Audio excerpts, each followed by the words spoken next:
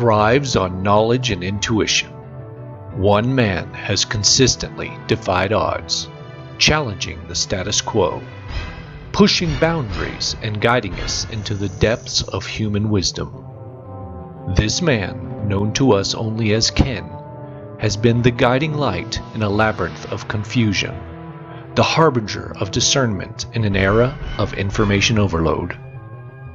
For years, he has ignited minds and sparked countless debates with provocative questions and thought-provoking answers on the show that redefined the way we perceive our reality, Ken's Think Tank.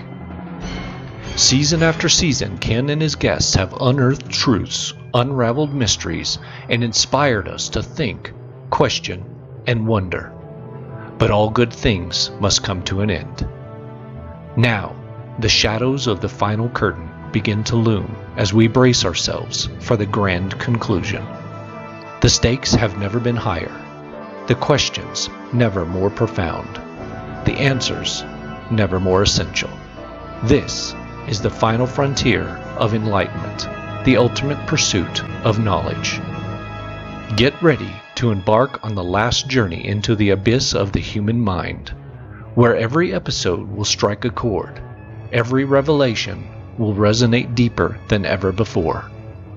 Prepare for the explosive culmination of a saga that has held us in its grasp, leaving us thirsty for more. It's not just a season, it's the end of an era. It's the final call to those who dare to challenge conventions, break out of the mold, and unravel the tapestry of existence.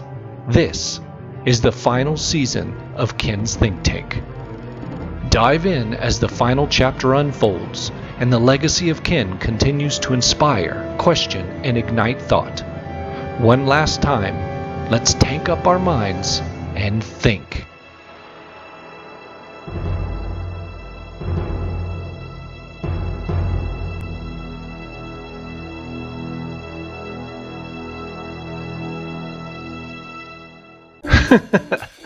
Okay, let's lighten it up a bit. That was a bit dramatic. Yes, this is the last season of Ken's Think Tank. This project began as an idea, an old GoPro camera and a headphone boom mic taped to the roof of my truck.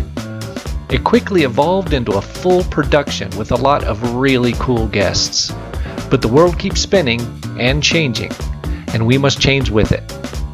Ken Collins Marketing, the parent company to Ken's Think Tank, has outgrown the show. While it has been one of the most fun things I've ever done, after 7 years, it's time to end on a high note. This is one of the 10 final episodes. I've reached back through my collection and pulled out 10 episodes to feature in no particular order. Can you guess who will be featured in our final episode when the series ends in late October? Comment below and let me know your guess. Next up, from Season 3, Episode 18, Quentin Aaron. Most people know him as Big Mike in the movie The Blind Side. I know him as a film producer in Bernalillo. So I kidnapped him during Farmington's first film festival and drove him around to listen to amazing stories from his childhood. Enjoy!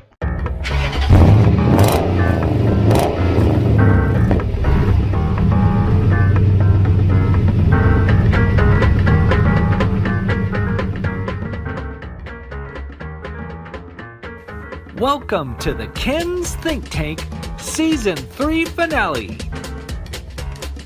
My next guest was in Farmington for the film festival last month, so I took the opportunity to put him in the think tank and take him out for some coffee and a drive. Most people know Quentin Aaron for his portrayal of Michael Orr in The Blind Side, along with Sandra Bullock and Tim McGraw. But did you know he has credits as an actor in over 50 projects? He's a busy man. Besides his acting career, he also puts in some time as a producer and is currently the Director of Development for Dream House Productions in Albuquerque. Quentin and his brother were raised by a single mother. He dealt with the hardships of bullying as a child and has since founded the Quentin Aaron Foundation so he can help kids who are dealing with bullies and other childhood difficulties. Quentin is a really nice guy who is hilarious once you get him telling stories. There are a few really funny stories in this episode, so you'll want to watch the entire season finale. Want to see how it goes? Come along for the ride in Ken's Think Tank. Mr. Quentin Aaron. Yes, sir. You are right now, so we're filming this during the film festival. So Yes. you're here for the film festival. Everybody knows you from The Blind Side, that's what you're most known for. Yeah. But you've done a bunch of other stuff besides that movie, including Aurora's Law. Yes. That came out, Brent Garcia made that. And you played the friend of the love interest. Yes. Nailed it.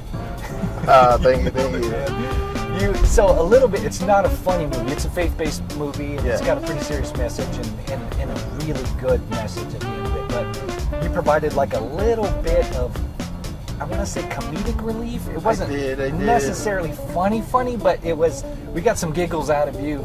Yeah, I feel like that was my job. Yeah. I feel like I was brought in to kind of bring some funny Lighten the mood a to little a bit. heavy environment and a heavy but real and necessary environment. Definitely. Like as far as where the story is, I really feel like it was something that was worth being told, and a lot of people I think they'll love to see it, honestly. Like, it was a great story. That was my first really time was. seeing it at the screening, and there was a couple moments that had me kind of like, Yeah? oh, it's so dry in here.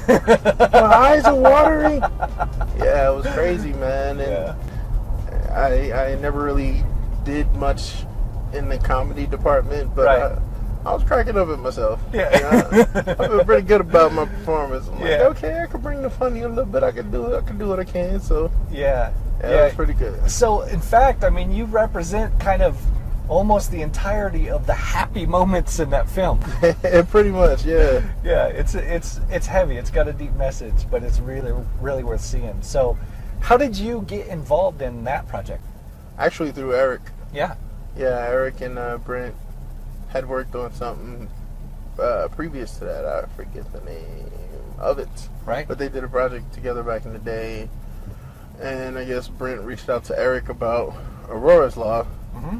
and asked about me, or Eric told him about me, and it was one of those two things. Right. A few years ago, I'm getting a little older, my memory ain't what it used to be. Yeah, But that's the yeah, best it of us, was man. one of those two things that happened, Okay. and from that, yeah, I got involved. I spoke with Brent. He told me about the project, and I was like, yeah, I'm down. Because for me, it's funny. I said for me, it felt like I was the token black guy in a romantic comedy. And I was like, I like it. I love it. Scratch it off the bucket list. You kind of were. You know? I mean, you kind of were. So. Exactly. I was like, that was pretty cool. My boy was cracking up when I said that. I was like, yeah, no, that's what it feels like, you know. But it was cool because I actually always wanted to be that kind of character, Right. You know, so many times. It's funny. I was at this seminar a few years ago, or it was like a workshop at a film festival a few years ago, and they were talking about how the art of the casting directors is fading. It's a dying craft, you know. It's like Right.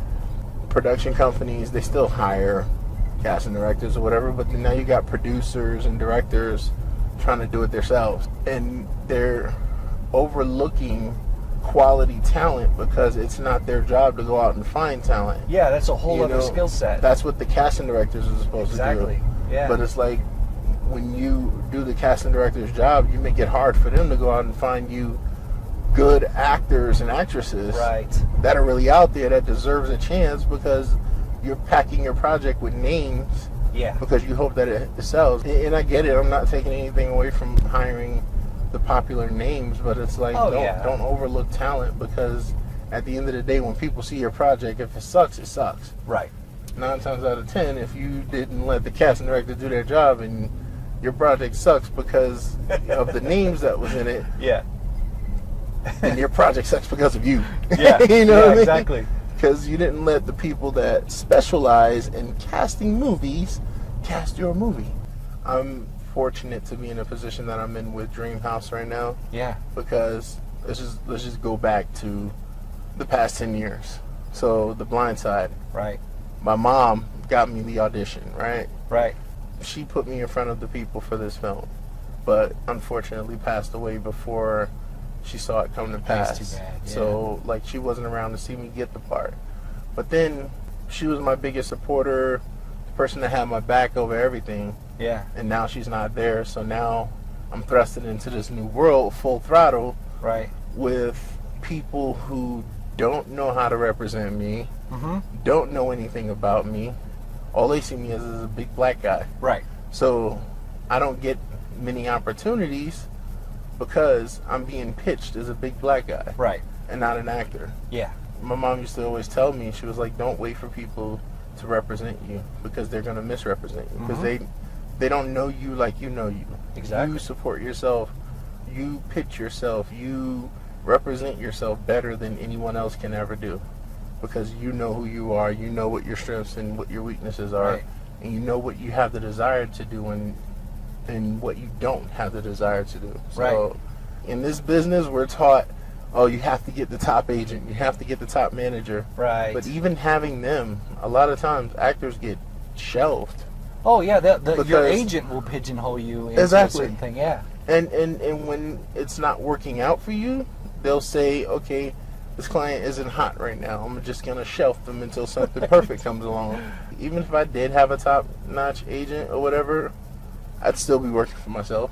Post Blind Side, there was Law & Order SVU, Drop Dead Diva were the only two projects that I've done where, you know, I got the opportunity through representation. Right. Every other thing on my IMDb Been is on through you. me. Yeah. I've been networking. I've Right. been building relationships. I've been pitching myself Right. to certain situations. I don't wait for people to pitch me because they don't know me, Right. you know, and they don't know what I can or can't do. Yeah. So- No one knows you better than you. Exactly. Yeah. I've done a ton of things.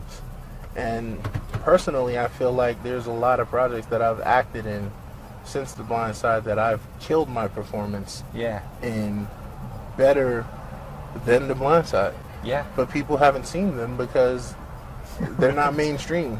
And so they're Right. like, oh yeah, I loved you in The Blind Side. It's cool, but Yeah. you know, I don't want to talk about that. I watch a lot of cheesy romantic comedies. Oh, who doesn't? And yeah. you know, and love stories. The Notebook, don't even get me started on how many Oh, times man. I saw that one. You know, it's like sitting there. That one is that one is the bane of men, man. We got us over there So it's making dry up all here. kinds of excuses. I shouldn't have had those chilies on my Exactly. fingers. Exactly. Like, who rubs their eyes with green chili sauce on it? On their hands, like Yeah. you know, it's just, and I think mainly because you know, I'm a Leo. Is my sign. Leos, I've come to figure are hopeless romantics. Yeah. You Yeah. know, we're suckers for love, Oh yeah. and that's why I love that kind of story. And I'm a lover of love. I love love. Definitely. You know. You know, you're actually putting a lot of that out into the world right now. We're going to get to that. Yeah. But Eric Martinez, Mhm. and that's the Eric we were talking about that brings out a Yes. hold of it. And so you work with Eric Martinez, Dreamhouse Productions. Yes. So what kind of things are you doing there? I am the director of development for his production company. Awesome.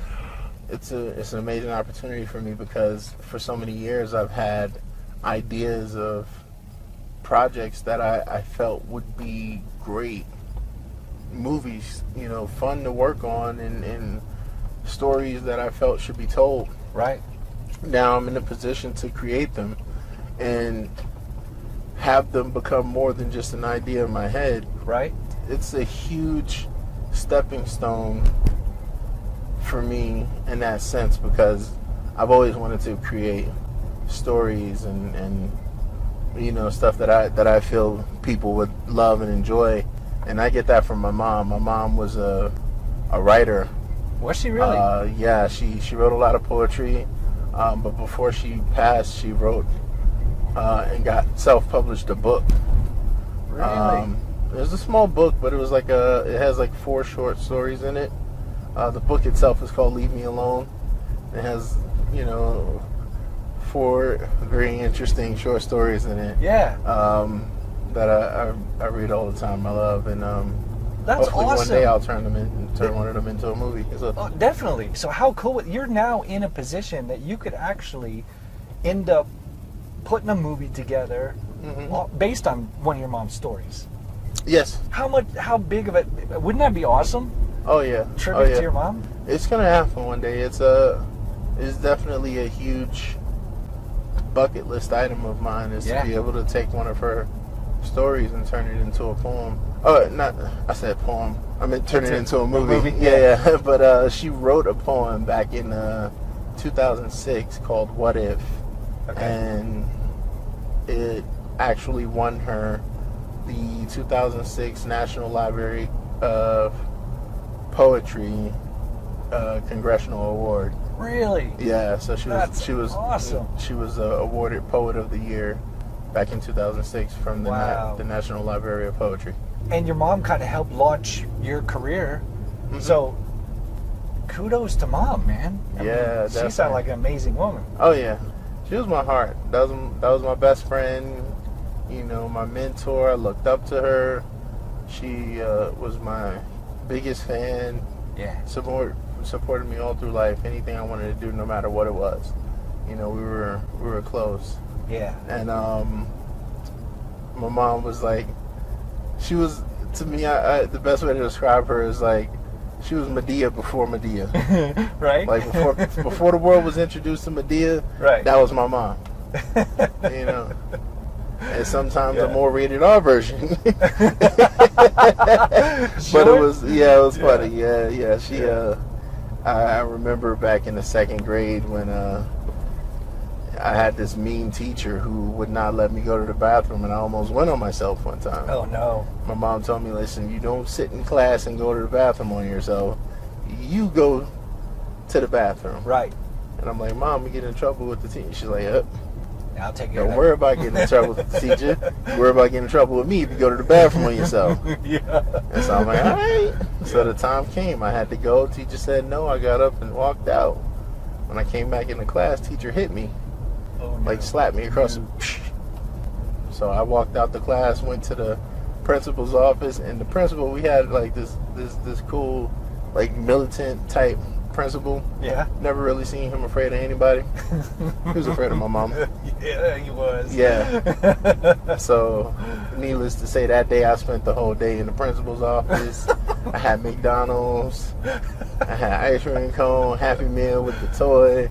I read the lunch menu off the PA system. I was the principal's, you know, personal assistant / road dog that day. It was pretty cool. Forgot all about that encounter with the teacher. But what made it so bad is that the slap that she gave me left the imprint on my cheek. Oh. That was there when I got home. Oh. Yeah, it was like a little discoloration or whatever. Yeah. So, yeah, because she laid into my face. Yeah. So when my mom saw it, what happened to your face? I'm like, oh, I did what you said. It just instant cry because the way she said it, I thought I was going to get beat. So I just started, I did what you said to do, and she hit me. You know how we cry when we're all dramatic when we're younger. Yeah. So she's like, oh, okay. All right, go lay down. Take a nap. So I was confused because I'm like, I thought she was going to hit the wall. I thought I was in trouble. Yeah. So I went and lay down, take a nap. Next day in school, there's a big fire drill assembly. So the entire school is in this big like hall area where every class is lined up. Yeah. Single file, all the way across. At the end of the drill, before we're dismissed back to our classes, the fire chief, inspector or whatever, and the principal walk out the door to go and do whatever it was they were going to do. Right as we were watching them walk out the door, in walks my mom. And she starts scanning the room and saw me. She spots me easily because I was, all through school, I was the tallest kid in every grade. So spots me easily, and she's like, where's she at? She mouthed that to me, and I read her mind, like, where's she at? And I'm like, oh, Lord. Here we go. Here we go. So I just pointed straight ahead because I was lined up in the ladies' class So I was put my head down and point. I thought she gonna go over there and fuss at the lady. She asked her one question: "You hit my son?" The lady said, "Yeah." As she's saying, "Yeah," my mom grabbed the back of her hair, started slapping the crap out of her. Oh, no. "Don't you ever put your hands on my kid again." And you know how they say, I don't know if everybody does this, but black people, we got a tendency to talk when we beating somebody Every behind. syllable. Every syllable. Every syllable, man. If you got a 3-syllable word, you getting hit 3 times through one word. Yeah. You must be out your damn mind. It was, I'm up there screaming and crying, "Mama, no! Mama, stop!" Like, I thought she was going to jail. I was going to end up in foster care. I was stressing out, man. I was about to have a heart attack. I can't take this, man. Nothing because they my mama. I don't got no daddy, no. How you mother's done? It was crazy, bro. Like, man, cops trying to pull her off of the teacher. Everybody standing around screaming. Not one other teacher wanted to jump in. No. No. Stay out of that one. Hell no. They was not. They didn't want none of that action. No, sir. They was getting ready to try to put the handcuffs on my mama. Principal ran up and cleared everything up. No. See, this lady right here that's about to get fired, she slapped him. Right. That's his mama. Take the cuffs off of her. Yeah. And I was... He saved her because she was for sure gonna go to jail, bro. I was like, I will never forget that day. I was all of 7 years old in the 2nd grade. I was like, oh man, Don't mess with a mama's baby, man. Exactly. Do not do that. And from then on, in that school, man, the bullying that I was facing, kind of became a dead issue because no kid wanted to be the kid that was messing with me, and had my mom found out about it, because they didn't know what she was gonna do. Hold on, she came to the school. I don't want that dude's mom coming up Exactly. to me. She came to the school and beat the dog crap out of a teacher, in front of the whole school, man. Yeah. You know, you can imagine what these elementary kids thought. Yeah. Nah, bro. Yeah, I ain't gonna survive that She'll one. beat me and my mama up. I ain't messing. Yeah. His mama crazy. Yeah, nope. Oh no. And she would do like little random drop-ins at the school because she knew I was being bullied. Just like randomly find out what class I was in and just come walking in. Everybody, "Hey, Miss Mary." They be talking. She walk in. Everybody act like it's their mama that walked in. They get so straight. You know, I give all kudos to my mom because she did an amazing job with what she had. And that's not easy being a single parent. Exactly, and raising me and my brother. You know, and the sacrifices that she had to do. You know, my biggest regret is that she wasn't able to live long enough to see the success that came from the opportunity she's given me. Right. And you know, and she wasn't still around for me to buy her that house and you know, that car and say, "Here you go, mama, it's yours." Yeah. You mentioned bullying. And so many of us. I was bullied my entire school career, and that's a very serious thing. And so you were bullied as well. All through elementary school for the most part. And it was funny. A lot of it was my fault because, you know, something I tell kids today that go through bullying, you gotta talk about it. Find someone to talk to. Yeah. Tell somebody. You take away the power of the bully when you start opening your mouth and telling on them. Yeah, it's not a secret anymore. Because everybody got a certain level of trouble that they don't want to reach. Right. Even the bullies. Yeah, it's true. They showed it behind all they want. Some of them bullies got crazy parents too. That teacher get to the point, "I'm gonna call your mom." Oh, chill. Miss Johnson. He ain't gotta do all that. Come on now, my mama crazy. Nah, no, chill. I'll be good. Look, I'll be good. Yeah. You know what I mean? But yeah. They get to keep doing what they do and tormenting you as long as you don't say anything. Yeah. And my issue is I didn't want to say anything because my mama crazy. And I wasn't fearing for my life. I was fearing for, well, I was kind of fearing for my life because if she did what I thought she was going to do, she was going to jail and I was going to the foster system. You know, so it was kind of, I was being selfish too. Right. But also, it was just like, you know, I thought she was gonna kill somebody, kid. Like, oh man, I got beat up. I got beat up by a girl one time in the 3rd grade. Yeah, man. There's those ages where the girls are stronger. Not one of my proudest moments. I think she was like left back 3 times. I think she been in prison. She looked like she be doing push-ups and pull-ups in the schoolyard. You know, we break for recess. She's like, it's prison yard hour. Out there doing pull-ups on the monkey bars and stuff. Like, the hell is wrong with her?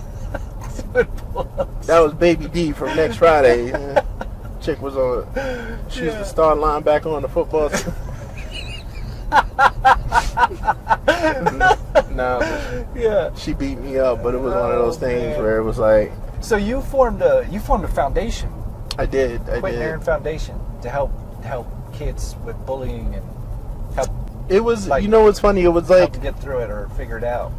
Yeah, and I named it the Quentin Aaron Foundation because I really didn't want to just cater to one thing, to one cause, because I believe in helping kids all across the board, whether you're dealing with homelessness, bullying, if you're some kind of domestic abuse that's going on in a household and you're afraid to talk about it. I wanted to be able to help kids all across the board with my foundation. Right. You mentor a lot of kids. I try. Yeah, I like helping. I feel like the knowledge that I've been blessed to gain over the years is not just for me. It's for me to help people who are less fortunate. You know, and when you know something, you want to tell people about it. You know, you want to try and shield them from making some of the same mistakes that you've made. Sure. You know, say, hey, look, I know what you're about to do. I've done that. It didn't work. You should probably just try this. Yeah. And I'm just saying from experience. Right. I've been down that road that you are about to partake on. And what you're about to do is not going to work, bro. I see. Trust me. I know. I see you. I'm watching. That's not going. You're gonna fall. Yeah. You know. Yeah. And then sometimes it's like you when you give that bread, you just got to sit back and say, hey, if they take it, they take it. If not, they got to bump their head, because sometimes people got to learn for themselves. They do. Know? I mean, some mistakes are kind of needed. You know. Just exactly. You can give advice, but you got to let people bump their heads. You got to let them learn for themselves, because if you try and walk them down their path, then you're not doing anything but hurting them in the long run, because they're not really learning anything. Yeah, they don't know if why they they're have on their that hands held throughout their entire way. If they're shielded from struggle, or if they're shielded from pain, or shielded from failure, then they'll start to think that those things are never supposed to happen, and they won't be able to handle it when it does. Right. So, hey, man, I appreciate this, but I can't let you out of the truck yet until I ask you, what do you think of Farmington? I love Farmington, man. Yeah. It's you know, it's funny. I lived in enough big cities to last a lifetime. Yeah. And as I'm getting older, I'm like 35 now. I just turned 35 last month.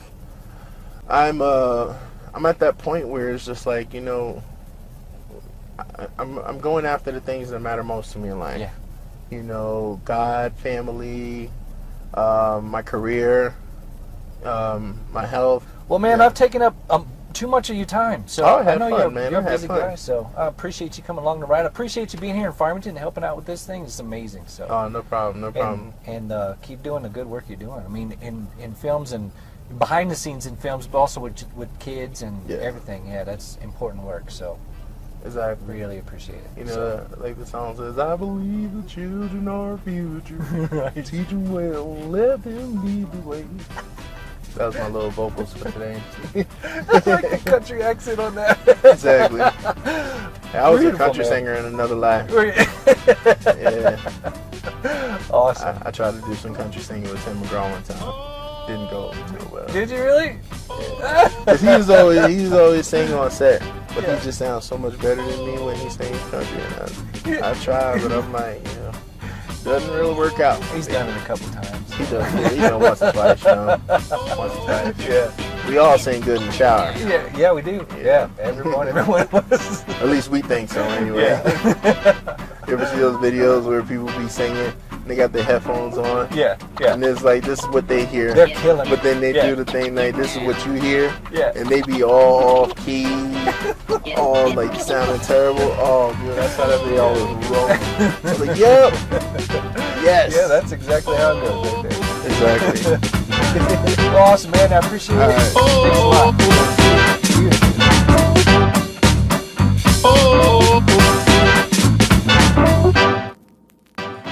Ken's Think Tank is made possible with help from these fine sponsors. Basin Home Health and Hospice, keeping you healthy, happy, and home since 1992. Durango Joe's, with a smile, a warm greeting, and a great cup of coffee. Farmington RV Sales and Service, serving the Four Corners since 1959.